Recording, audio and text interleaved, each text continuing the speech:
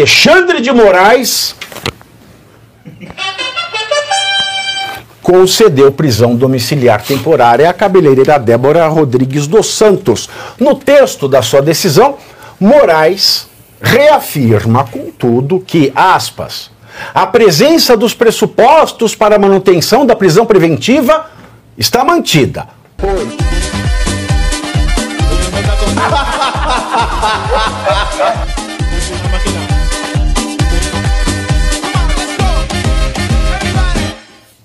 Em despacho proferido na última sexta-feira, dia 28 de março, o nosso ditador alemão, Alexandre de Moraes, concedeu prisão domiciliar temporária à cabeleireira Débora Rodrigues dos Santos.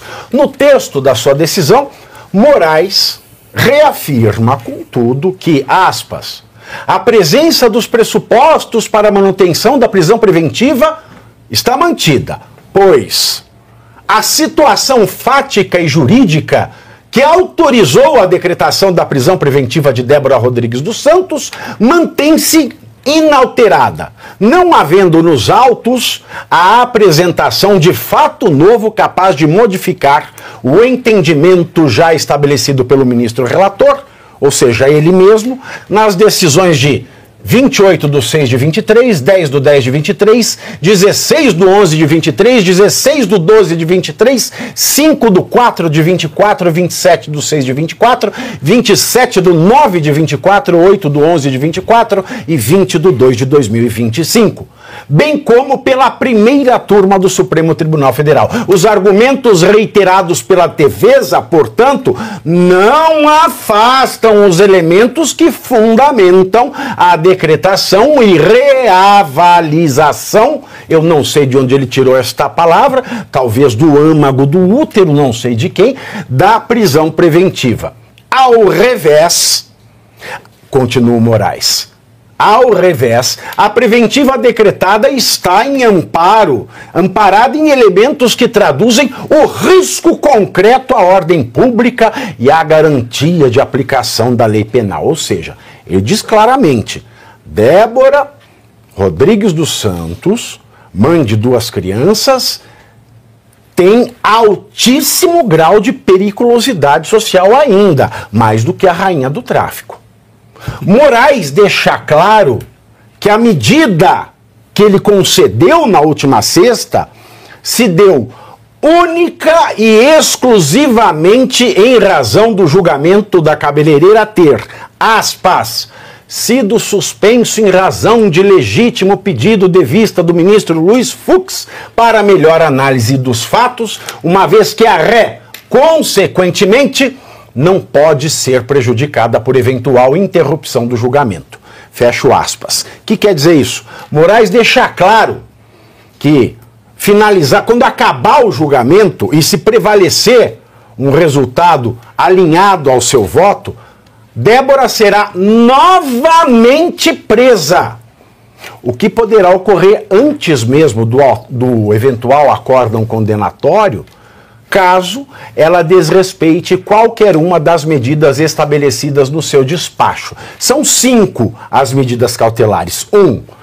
Uso de tornozeleira eletrônica. 2. Proibição de utilização de redes sociais. 3. Proibição de comunicar-se com os demais envolvidos por qualquer meio. E aí fica uma pausa.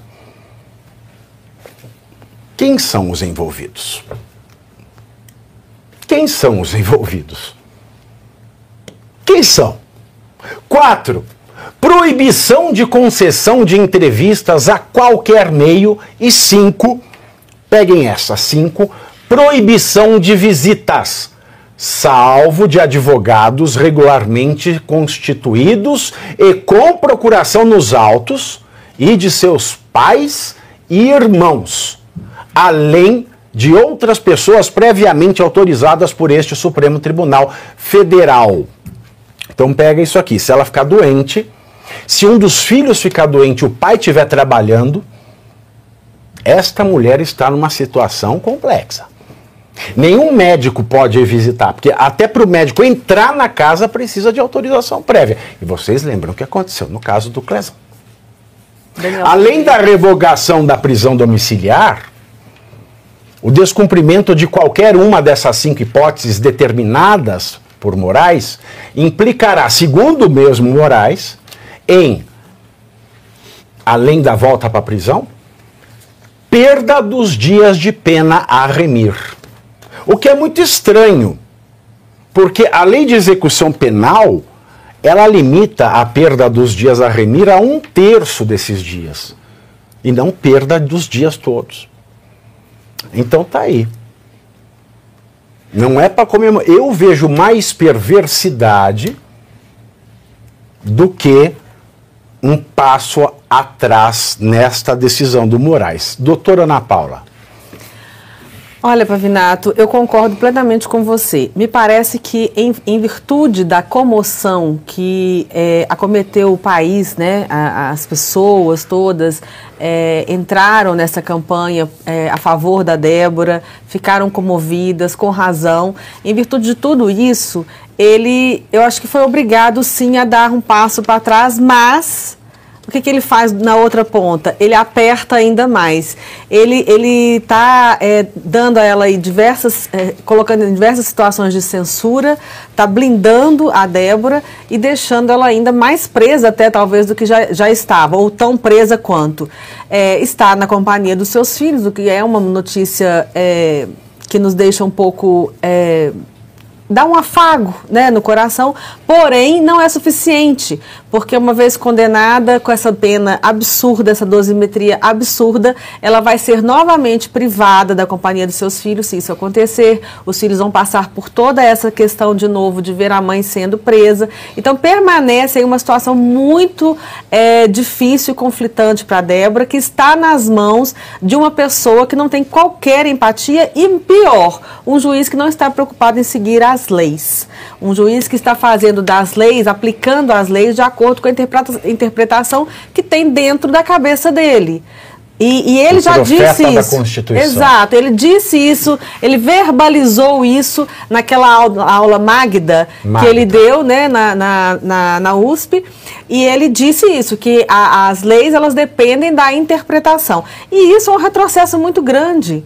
Quando uma nação começa a ser dirigida e governada de acordo com a interpretação da lei que tem na cabeça de uma determinada autoridade, isso é voltar aos primórdios do que tem de mais atrasado, porque a lei ela tinha que ser soberana e ser aplicada a todos. O ministro Alexandre de Moraes vem descumprindo as leis em relação à sua suspeição para julgar. Ele é vítima, ele é acusador, ele é juiz, ele junta prova no meio do julgamento sem que ele seja a acusação. O juiz não pode juntar provas. Então, assim, nós temos vários elementos, vários exemplos de que ele não está nem aí para a legislação. Ele faz o que está dentro da cabeça dele e, pior, com requintes de crueldade, porque ele ri. Quando existem imagens dele dando umas risadinhas na hora que ele está proferindo uma sentença de 30 anos, uma pena a ser paga de 30 milhões, ele tem quase com um certo prazer. Então, nesse caso da Débora, a gente vê com muita preocupação. Na mesma hora que a gente fica aliviado dela estar com seus filhos, a gente fica preocupado porque ele pegou essa mulher como um símbolo para colocar medo na população. E ela é emblemática porque a manifestação dela atinge um outro ministro, que é o Luiz Barroso, na frase "perdeu Mané". Escancara essa podridão, essa ironia que foi ele dizer "perdeu Mané" na cara da população brasileira. Agora, por último, ressaltando, eu vi as imagens dela encontrando com o pai dela e nessa imagem que eu vi, ela estava abraçada com a bandeira do Brasil. Então, vamos ver aí, né, o que vai ser o desdobramento do caso Débora. Olha, no dia anterior, né, no dia 27, na quinta anterior à sexta que ele deu esse despacho, ele estava lá com o Dino, né, curtindo o jogão do Corinthians contra o Palmeiras, lá no Itaquerão. Né, num lugar muito reservado, estava ele lá, né, todo corintianaço. Você, Arthur, você que é pai, você que tem criança em casa, aí você imagina se esse julgamento ele é concluído antes do Dia das Mães e a polícia vai recolhê-la na véspera do Dia das Mães? Seria um absurdo. O Luiz Fux, o ministro, tem um prazo de 90 dias, então não acho que ele vai ser tão célere nesse sentido, ainda mais que agora ele está em prisão domiciliar, não precisa ter pressa mesmo, use os 90 dias, né? Agora, eu vou fazer uma análise positiva aqui, Pavinato. Do mesmo jeito que na semana passada eu achei que a postura, a posição do Fux era emblemática, ela era importante, ela significava uma pequena alteração daquela unanimidade burra que a gente vinha tendo sempre lá no Supremo Tribunal Federal. Eu agora concluo que essa decisão do Alexandre de Moraes mostra que a pressão valeu a pena. E é pressão de todos os lados. O nosso papel aqui, como imprensa independente, Revista Oeste, vocês que estão no chat, né, colocando o hashtag, a nossa pressão deu resultado sim. E o Luiz Fux, ele acabou colocando o ingrediente da dosimetria que vai, de fato, agora ser uma guinada no termo de julgamento. Ela vai ser condenada? Óbvio que vai ser condenada, mas não a 14 anos de prisão, como queria o Alexandre de Moraes. Eu tenho certeza que a defesa oral que o Luiz Fux vai fazer quando ele voltar para o julgamento, ele vai convencer os outros 3 ministros, porque o Alexandre de Moraes ele não vai convencer, mas os outros 3 da primeira turma, ele vai convencer de que a pena não pode ser de 14 anos. Vamos ver, né? Porque desses outros 3 são Carmen Lúcia, Flávio Dino e Cristiano Zanin. Flávio Dino estava no jogo do Coringão com Alexandre de Moraes, é amigão dele. Dificilmente eu acredito que ele vá contrariar o Alexandre. E o Cristiano até poderia ser convencido, como talvez seja convencida a Carmen Lúcia. Mas Cristiano, Dino e Alexandre de Moraes, eles estão enredados na mesma questão da suspeição para todos esses casos. Talvez eles estejam mais unidos do que nunca. E 3-2 nós temos a maioria para manter esta pena absurda, né, professor? Pavi, eu sou um tanto quanto pessimista. Eu achei interessante, como o Arthur falou e a Ana apresentaram, mas eu sigo mais a tua linha, por algumas razões que eu posso citar aqui. A primeira delas, eu não creio que tenha sido a comoção popular que tenha feito ele recuar. Eu acho que o problema é que talvez ele tenha sido pego de surpresa pelo Fux, que não o confrontou, mas disse que ele estava começando a trazer inconvenientes para a máquina. Ele é uma peça que começa a destoar muito da máquina. A máquina, para funcionar, ela tem que ser realmente rigorosa, intolerante e ditatorial. Mas ela tem que ser pelo menos sutil, porque quando começa a destoar muito, todos acabam sofrendo as consequências dos abusos que um outro pode cometer. Então, quando o Fux apresentou aquela sua manifestação, me parece que ele trouxe um problema para Alexandre de Moraes. Que o Alexandre talvez não esperasse que ele fosse chegar e dizer, não, eu quero rever a dosimetria, porque me parece que as coisas estão começando a ficar um tanto quanto absurdas. Não porque as coisas são absurdas, porque estão começando a atingir a todos nós, e não apenas a você. Veja o que já está acontecendo nos Estados Unidos, está acontecendo na divulgação mundial. Me parece que ele simplesmente tentou dar uma resposta para o Fux, porque eu creio que num dos artigos de jornal ele cita expressamente que foi o fato do Fux ter pedido vistas que colocou ele numa situação em que é melhor deixar a Débora em casa enquanto aguarda o posicionamento do Fux para depois ele retomar com todo rigor. Ele não pode recuar. Por qual razão? Porque a Débora é aquele elemento fraco que ele precisa bater até não sobrar mais para produzir medo em todos os demais que estão em volta dela. E ele não tem alguém nesse momento mais fraco financeiramente e fisicamente do que ela, apesar de ele jamais um dia ter a força de espírito que ela tenha. Não à toa circulam já nas redes sociais a imagem dela segurando um batom com a bandeira do Brasil e dizendo, eis aí um símbolo da dignidade que está apanhando diante da ignomínia. A ignomínia tem tornado o ser digno nada mais nada menos que uma vítima. E já circulam isso. Aí a comoção social começa a se manifestar. Mas o que me parece é que ele não teve nenhum laivo de bondade, mesmo por quê? Porque diante do fato, ele não tem como recuar. Ele criou uma situação de autoritarismo que um recuo pode significar um tropeço e a perda dele. Ele não tem mais como, ele não vai recuar. Ele não tem como recuar. Pior do que ele, só o Janones, né, chamando a Débora de desgraça em rede social. Com todo respeito, mas aí, com todo respeito, desculpa ter te interrompido, mas a diferença que tem entre o Moraes e o Janones é a diferença que tem entre o próprio Lúcifer e um demôniozinho de baixa categoria que não serve pra nada. É um demônio zombeteiro. Pra ficar ali. O Janones é um demônio zombeteiro. É aquela coisinha que não cansa de dar má nota, né? Porque ele fala ele é um coisas, oxiuro, ele é aquele bichinho que dá da gente. Ele não é uma tênia, né? Ele é oxiuro. Vivi, só uma explicação técnica. O pessoal no chat tá falando assim, mas o Flávio Dino já deu o voto por 14 anos. Mas ele pode mudar o voto dele. Sim. Ele pode mudar. O voto pode ser mudado até o último momento. Isso é um fato. A vista serviu para isso, inclusive. Exatamente. Para dar tempo para as pessoas mudarem. Enfim. O Alexandre de Moraes vai mudar? Não sei, talvez ele apareça com uma cabeleira, né, fazendo comercial de Pantene.